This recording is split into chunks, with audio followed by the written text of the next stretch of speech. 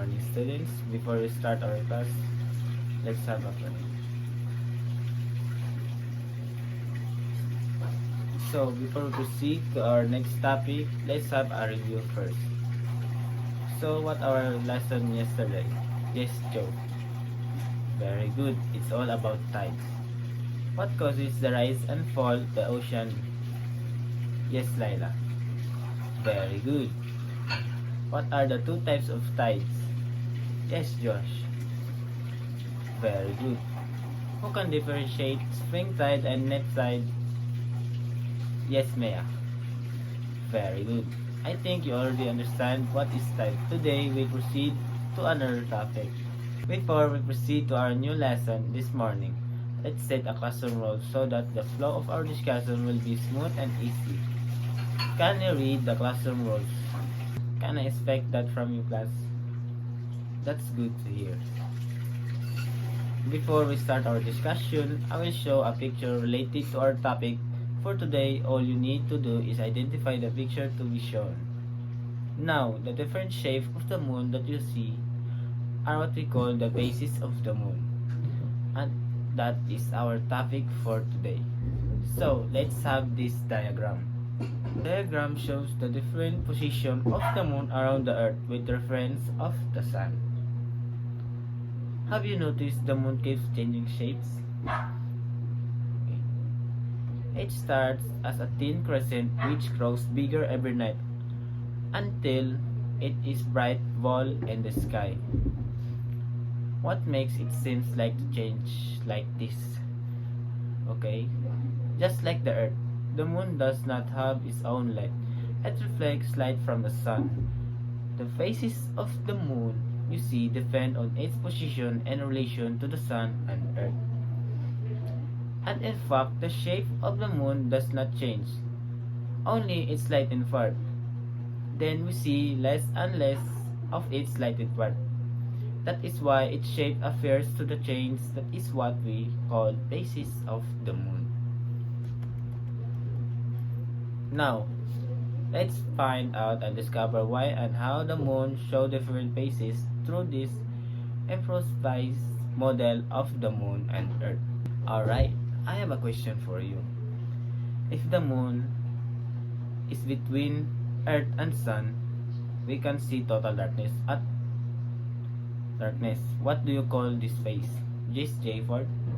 Correct. And then, how about if the earth is between the moon and sun? We can see the whole bright and lighted moon. What do you call this phase? Yes, Gab.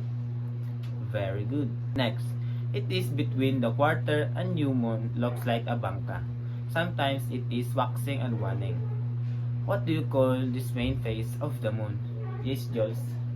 Very good. Another question. This phase is frequently.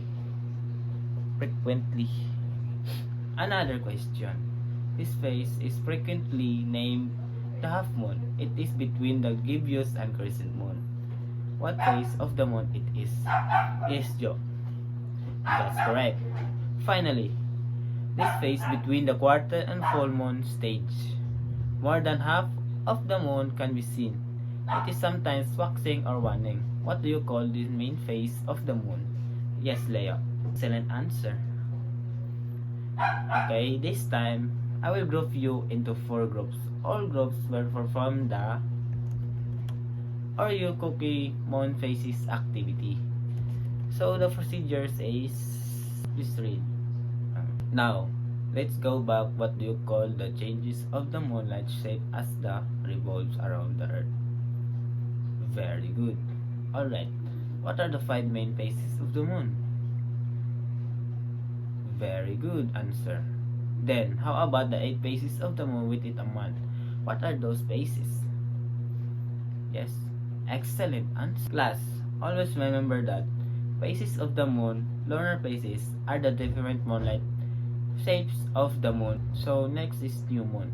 New moon is when the moon is all dark and located between the earth and the sun. Next is crescent moon. It is when the moon is in between new moon and quarter moon stage. Appears to be partly but less than one half illuminated. If is the moonlight is increasing, it's called waxing crescent. If is decreasing, it is waxing crescent. So the next is quarter moon. It is half of the moon is visible. If the moonlight is waxing, it is called first quarter. If is waning, it is called the last quarter. Gibbous moon. Gibbous moon is between the quarter and full moon stage. Appears to be more than half but not illuminated. If the moon's light is increasing, it is called waxing gibbous, and if it's decreasing, it is called waxing diffuse. Full moon.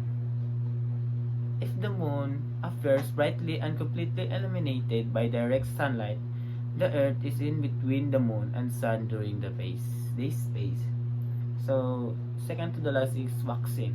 Means to increase gradually in size and is used to describe the moonlight as it grows from the new moon to full moon. Lastly is waning. Waning means to decrease gradually size and is used to describe the moonlight as it gets smaller from full moon to new moon. So let's have another activity. Draw the different phases of the moon shown below then arrange them in their order of appearance around the earth. So, answer the following question. Number 1. It is the apparent change in the appearance of the moon. Number 2. It is the natural satellite of the earth. Number 3. It is the phase of the moon wherein it is not visible from the earth. Number 4. It is the phase of the moon wherein the entire lighted portion of the moon is seen in the sky. Number 5. What phase of the moon appears after waxing crescent?